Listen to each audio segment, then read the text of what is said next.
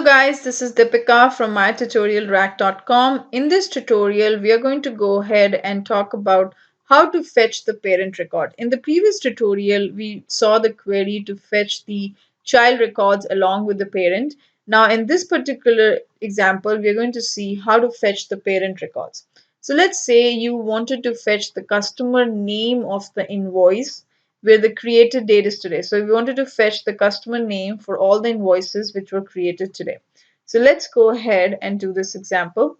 So what we're going to do is we're going to go back to our developer console here, and let me close these. Go to the open execute anonymous window. So what we're going to do here is we're going to go ahead and fetch the parent record using SOQL. So the first thing is we're going to go ahead and create a list of the invoice records.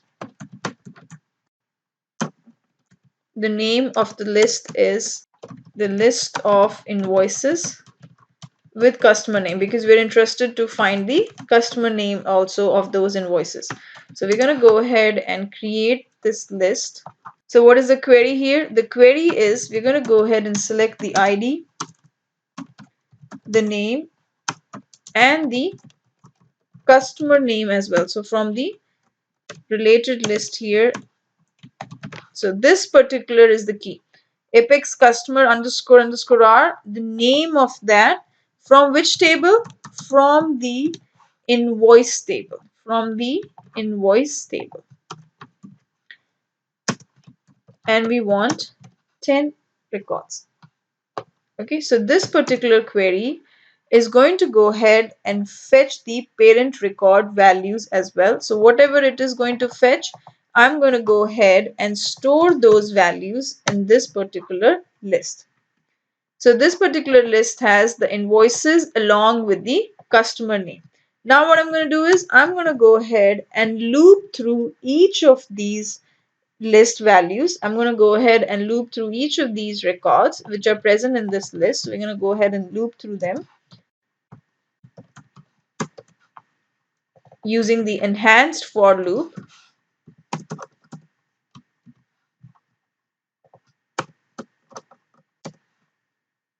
And for each of them, each of the invoice record, I'm going to go ahead and display the customer name. So how will I find it? Invoice customer name is, this is the way to find out, dot of name. So this will print the values, and all the customer records will also get printed. So we'll give you the limit 10 is there, so it'll fetch 10 records. So this is the way we're going to go ahead and get the name of all the customers for which we have created the invoices. So let's go ahead and execute this.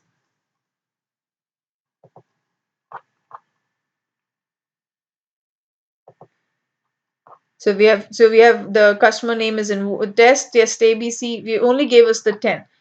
Then test 10, then MyTutorialRack, etc. So if you wanted to go ahead and remove the limit here, you can do that as well, just by going through this one and just go ahead and get rid of the limit 10, because it only fetched us the 10 records. If you don't want that limit, let's go ahead and execute. See, this is the reason I'm doing these small example, because these are the things you're going to go ahead and use it in the Salesforce development. You're going to see objects with the relationship, fetch the records. So you can just go ahead and copy this query and just replace it with your objects. So that's why I'm going to do it, because I've divided those. These are the main common things that everyone does. They have to fetch the records, the parent records, they have to fetch the child records, etc. So this is the list of all the customers for which we have created the invoices. And the key is this particular query.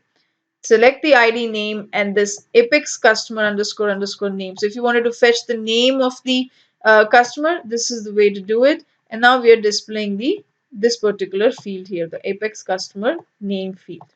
So this has given you all the customer names for the invoices.